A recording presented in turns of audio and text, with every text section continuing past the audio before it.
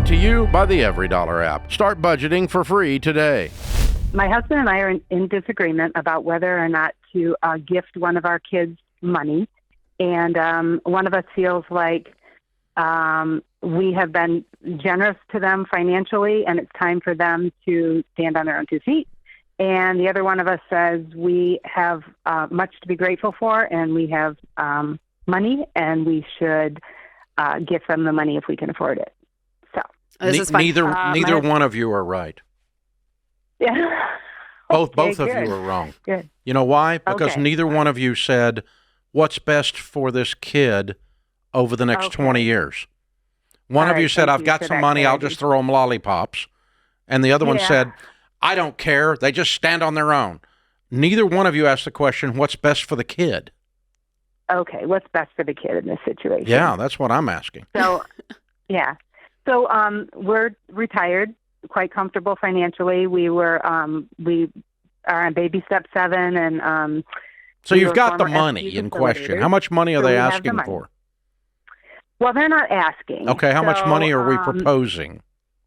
I'm proposing $30,000. Why? What do they need $30,000 for that grown people can't go get on their own? Okay. So my daughter married someone with considerable student loan debt. Mm-hmm. And they have not been attacking it with gazelle intensity, in part because they keep being hopeful, like many young people are, that their loans would be forgiven. Mm-hmm. And so they're kind of not paying on it aggressively. Mm-hmm. And my son and they live frugally, I would say. They live in a modest house. Mm-hmm. They don't have any car payments. My son-in-law has been driving a beater for the last couple years, and my daughter's car is starting to have some significant issues, so they have to replace their cars. Mm-hmm. And they don't have the money in the bank to do they not make any money? 2 different vehicles. They do make money. Where's their money going? Yep. If it's not going to student loan, it's not going to cars. Where's it going? Well, they have 2 kids, so I don't. How much do they make, Josephine? Do you know? You know what their income is? I think their income's about $180 a year.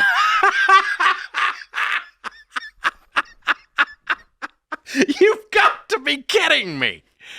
They make $180,000 and they're driving a couple of beaters and mommy's going to bail them out? Come on, Josephine, did you just hear that? Well, he has significant student loans. I don't care. He's not paying on them. He's waiting on Biden. Oh, wait, Biden's not president anymore. Yeah. He's not even paying down aggressively. He makes $180,000 a year, and they're pissing their money away. I'm sorry. You lose darling, you lose. Where do they argument. live, Josephine? Where do they live? They live in Michigan, yeah. So they're not in a place where the cost of living is super high. Okay. No, they have significant discipline issues and spending issues, and giving them $30,000 is definitely giving a drunk a drink. Okay, all right. So definitely, just mind my own business, and it's not mind your own business. It's okay to be a mom that loves. Yeah. But you don't want to be. You don't want to be an enabler, because the math that you just gave me is crazy. It's crazy. Yeah. A young couple making $180,000 called me up just on the air here and said, "We're driving a couple of hoopties, and we're not going to pay off our student, and we're not going to pay off our student loan debt because we're waiting on the government to do it." We would put them on a Ramsey program called Beans and Rice, Rice and Beans. Get on a budget, quit going out to eat, quit going on vacations you can't afford, and go buy yourself a decent $10,000 car and pay cash for it, and then roll up your sleeves and clean up your dadgum student loan mess. Be a grown-up. That's what they would. That's the speech they would get if they called here. Yeah, okay. And you know why I would give them that speech? Because I love them. Yeah. And you love them too. The only difference you and I have is in how we manifest that. What I want to do is I want to create in them habits and systems and processes and character traits that create a sustainable life for them where they become prosperous. That's what I want to create in them. Giving them money when they're misbehaving with money does not do that. Okay. All right. That makes total sense. That's where we are. I'm sorry I laughed so loud at you. I know, it scared me.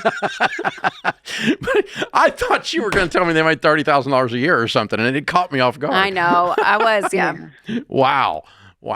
So, yeah, let me tell you, the nicest people on the planet are enablers. They want to help, and the way they want to help is they just give somebody money in a situation that they don't need to.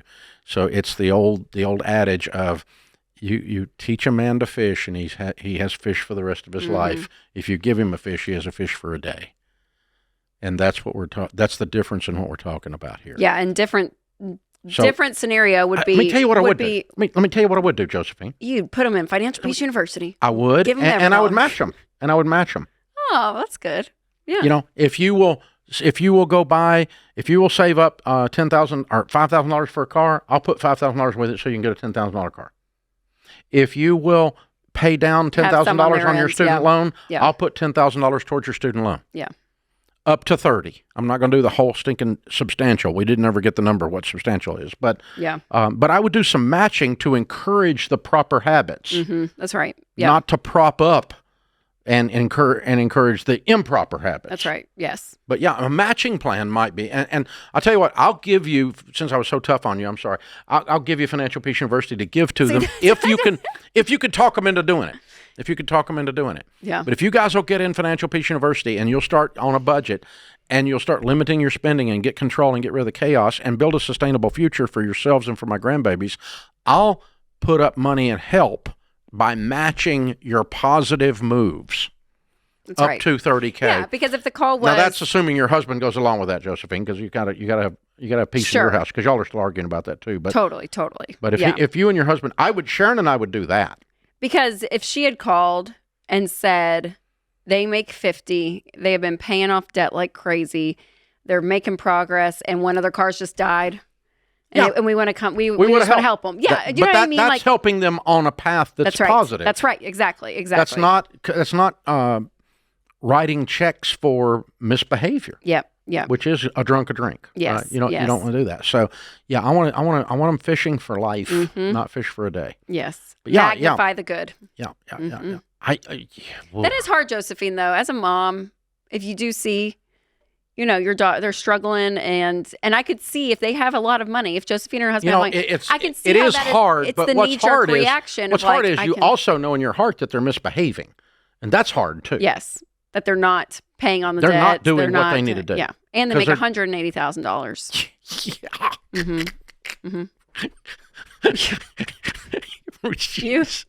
You.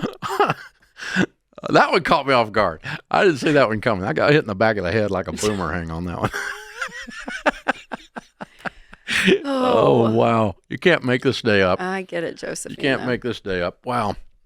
Yeah, that's what I would do. I would do matching, and hang on, Christian will pick up, and we'll set you up with Financial Peace University if the kids want to do it. I got a feeling they don't want to do it, but maybe they will. This may be the life moment. If they want the $30,000 in match, maybe they will. Yeah. If that's assuming Josephine and her husband both agree on that. That's fair. Create your free every dollar budget today, the simplest way to budget for your life.